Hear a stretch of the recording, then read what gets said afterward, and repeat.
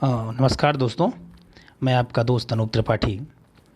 हम सहायक सांख्यिकी अधिकारी परीक्षा की अ, श्रृंखला में कॉमर्स का वैकल्पिक विषय के प्रश्न जो पुरानी परीक्षाओं में आए हुए हैं PYQ वो कर रहे थे। आज उसी श्रृंखला में उस भाग से आगे का भाग देखेंगे और शुरू करते हैं।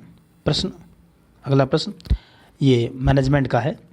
निगमी नियोजन होता है, इसका आंसर है दीर्घकालीन। निगमी नियोजन या आयोजन दीर्घकालीन अवधि के लिए होता है। यह जोखिम एवं लाभ के तत्वों को ध्यान में रखकर किया जाता है। यहाँ से पूछ सकता है, विनियोग के संबंध में निर्णय करते समय निगमीय नियोजन को ध्यान में रखा गया है। अगला प्रश्न जल्दी जल्दी करेंगे। निगमी सामाजिक दायित्व आधारित है। मैंने कहा ना कि पूछ सकता है, यहाँ से एक दो प्रश्न आते ही आते हैं। इसका आंसर है हितधारक सिद्धांत पर। निगमी सामाजिक दायित्व हितधारक सिद्धांत पर आधारित होता है।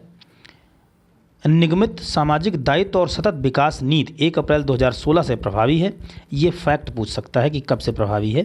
इसका मुख्य उद्देश्य, कोई एक उद्देश्य पूछ लेगा। इसका मुख्य उद्देश्य गरीबी रेखा के दुगने से कम पर जीवन यापन करने वाले अनुसूचित जाति के लोगों के लिए सतत आजीविका को बढ़ावा देना। नंबर 2, बृहद स्तर पर समाज की जीवन गुणवत्ता को बढ़ाना। पुराने प्रश्नों से PYQ से करीब 40 प्रश्न मिल जाते हैं। उम्मीद है कि आने वाली परीक्षा में इस प्रश्न पत्र से भी आपको व्याख्या से और डायरेक्ट कहीं ना कहीं 8 से 10 प्रश्न मिल सकते हैं। 30 प्रश्नों की बात मैं कर रहा हूँ। कहीं ना कहीं डायरेक्ट और इनडायरेक्ट रूप में कम से कम 30 प्रश्नों में 10 प्रश्न यहीं से मिलेंगे। व्याख्या अच्छे से बार बार देख करके जाइएगा। प्रश्न है, अंतर्राष्ट्रीय मुद्रा कोष IMF कोष में भारत ने संस्थापक सदस्यता ग्रहण की। कब करी? पूरा फैक्ट पूछ लिया है।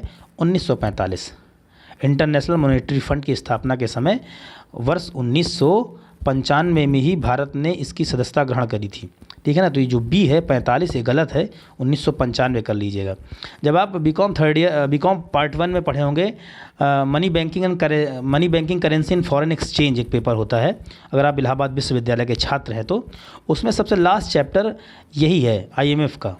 वहाँ पे बहुत अच्छे से शॉर्ट में दिया है इसके जो भी विविध डायमेंशन हैं, आप देख लीजिएगा। IMF से एक प्रश्न पूछता है, कभी कभी इसका फंड पूछ लेता है कि वर्तमान में कितना फंड है IMF का।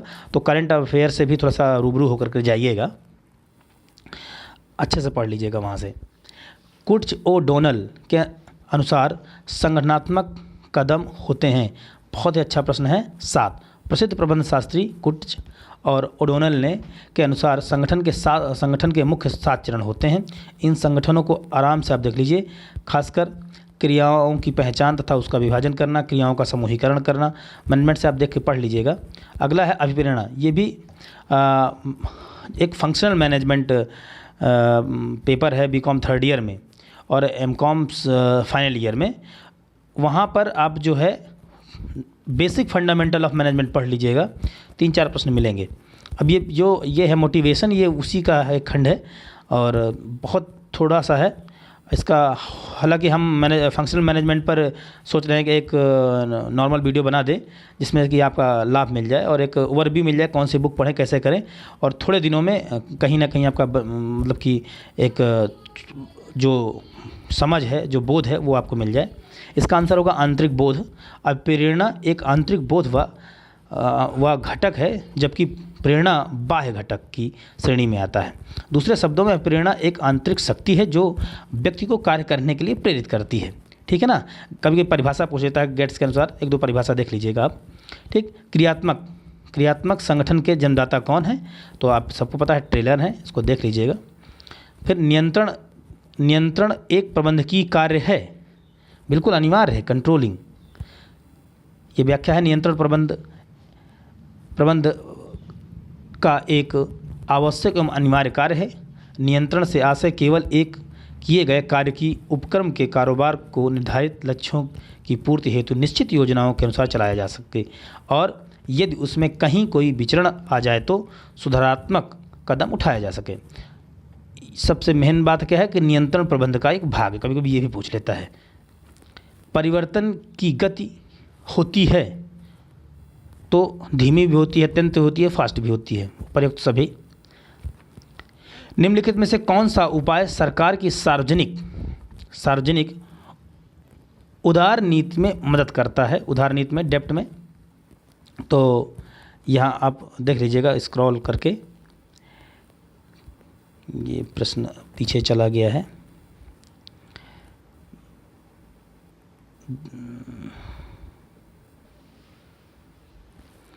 तो देख लीजिए, इसका आंसर होगा बी, खुले बाजार की क्रियाएं सरकार की सार्वजनिक उधार नीति में मदद करती हैं। इसके माध्यम से सरकार विभिन्न प्रकार के उपाय करके लोगों से उधार की वसूली करती है।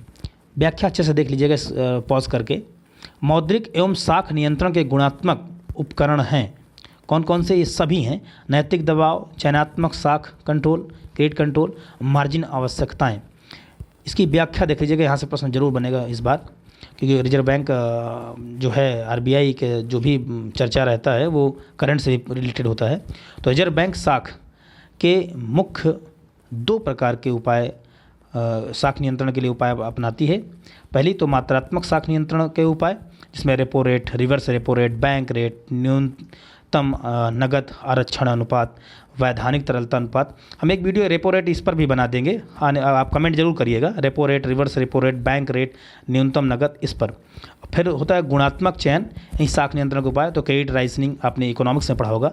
ऋण मार्जिनिंग के बदलाव, खुले बाजार की क्रियाएं, नैतिक प्रत्यायन और चयनात्मक साख नियंत्रण। अगला प्रश्न देखिए, भारतीय रिजर्व बैंक के वर्जित कार्य क्या है? प्रोविडेंट जो नहीं होने चाहिए, तो ये सभी हैं: जमा पर ब्याज ना देना, फिर व्यापार में भाग न लेना, अंशों का क्रय न करना। ये व्याख्या आप अपने से देख लीजिएगा, रिजर्व बैंक पढ़ के जरूर जाइएगा, एक प्रश्न बनेगा बैंकिंग की पार्ट है। निम्नलिखित में से किससे कार्यशील पूंजी में वृद्धि होगी? मैंने कहा ना, वर्किंग कैपिटल जरूर पढ़ लीजिएगा। बिजनेस फाइनेंस की बुक होगी तो वहाँ से वर्किंग कैपिटल जरूर पढ़ लीजिएगा। हालांकि कॉस्टिंग में भी किसी विश्वविद्यालय में ये विषय रहता है, तो वहाँ से या तो फिर बिजनेस फाइनेंस में, 2 में आपको ये बहुत अच्छे से मिल जाएगा। और वर्किंग कैपिटल के जितने भी डायमेंशन हो आप देख लीजिएगा, एक प्रश्न जरूर बनेगा। अच्छा हाँ, इसका क्या है कि जब आप कभी सहायक लेखाकार परीक्षा देंगे अकाउंटेंट की, तो वहाँ भी आपको ये लाभ करेगा वर्किंग कैपिटल, यहाँ से प्रश्न बनता है। तो निम्नलिखित में से किससे कार्यशील पूंजी में वृद्धि होगी? आंसर इसका डी, किससे से? पुरानी मशीनरी की नगद बिक्री से।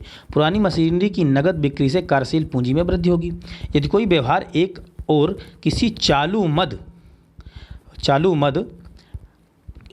क्या है? आप देख लीजिएगा बिजनेस फाइनेंस से, चालू मद को प्रभावित करता है, और दूसरी ओर किसी चालू मद अर्थात स्थायी संपत्ति या पूंजी या दीर्घकालीन दायित्व, ठीक है, लॉन्ग टर्म लाइबिलिटीज़ को प्रभावित करता है, तो उससे शुद्ध कार्यशील पूंजी में परिवर्तन अथवा क्या जो आपका कोष प्रवाह है, फंड फ्लो है, वो होगा। जबकि देनदारों को नगद भुगतान से, लेनदारों को चेक के भुगतान से व ख्याति के आलेखन से कार्यशील पूंजी का प्रवाह नहीं होता है। ठीक, अब देखिए पुस्त पालन कर लिया, बुक कीपिंग के बारे में पूछ लिया है, ये भी अकाउंट्स का क्वेश्चन है। पुस्त पालन नहीं है। अब आइए देखते हैं इसका जो है क्या है व्याख्या। देखिए इसका आंसर डी होगा, आप देख लीजिएगा। सामान्यतः खाता बही या पुस्त पालन वह कला व विज्ञान है जिसके माध्यम से समस्त मौद्रिक व्यवहारों को हिसाब किताब की पुस्तकों में नियमानुसार लिखा जाता है, जिससे कि लेखे रखने के उद्देश्य को प्राप्त किया जा सके। पुस्त पालन का प्रयोग निम्नलिखित कार्यों हेतु किया जाता है। कौन कौन से? व्यावसायिक लेन देनों व रिकॉर्ड रखने हेतु, दैनिक आधार पर लेन देन का रिकॉर्ड रखने हेतु, पुस्तांकन करने के लिए, वित्तीय लेन देन का रिकॉर्ड रखने हेतु, जबकि वित्तीय स्थिति ज्ञात करने हेतु पुस्तपालन को नहीं बल्कि आर्थिक चिट्ठे को तैयार किया जाता है, उसी को ध्यान में रख करके। ये प्रश्न बहुत कई बार। अगला प्रश्न है, ये देखिए इंडियन अकाउंटिंग स्टैंडर्ड पूछ लिया है, यह बेसिक प्रश्न है 12th क्लास का। भारतीय लेखांकन प्रमाप के अंतर्गत लेखांकन नीतियों का वर्णन किया गया है, जबकि AS2 के अंतर्गत रहतिये का मूल्यांकन, AS3 के अंतर्गत रोकड़ प्रवाह विवरण, AS4 के अंतर्गत बैलेंस शीट की तारीख के पश्चात संभावनाएं और घटने वाली घटना, AS6 के अंतर्गत मूल्यह्रास का लेखांकन, डिप्रिसिएशन का, तथा AS14 के अंतर्गत एकीकरण और लेखांकन से संबंधित वर्णित है। AS14 इम्पोर्टेंट है, 14 इम्पोर्टेंट है, इसको पढ़ के जाइएगा याद करके। निम्नलिखित में कौन स्थगित राजस्व व्यय है? बहुत बढ़िया है, रेवेन्यू एक्सपेंडिचर। तो इसका आंसर है प्रारंभिक व्यय। प्रारंभिक व्यय के रूप में किए गए व्ययों को व्यवस्थित राजस्व की श्रेणी में रखा जाता है। ऐसे आयगत व्यय जिनका लाभ संस्था को लेकर केवल चालू वर्षों में ही प्राप्त नहीं होता बल्कि आगामी वर्षों में भी प्राप्त होता है, अस्थगित आयगत व्यय कहलाते हैं। इसके अंतर्गत देखिए कंटेंट पढ़ लीजिए। प्रारंभिक व्यय हैं अंशों एवं ऋण पत्रों के निर्गमन किया गया व्यय, छूट, दलाली इत्यादि, अभियोजन कमीशन, इनको देख लीजिएगा अच्छे से। और चूँकि वीडियो बड़ा हो रहा है तो हम अगले पार्ट में इसको ख़त्म कर देंगे। अब ज़्यादा प्रश्न बचे नहीं हैं, 30 प्रश्न में आते हैं और आज 95 हो गए हैं। पार्ट 3 में ख़त्म कर देंगे। तब तक आप पढ़ते रहिए। धन्यवाद। जय हिंद।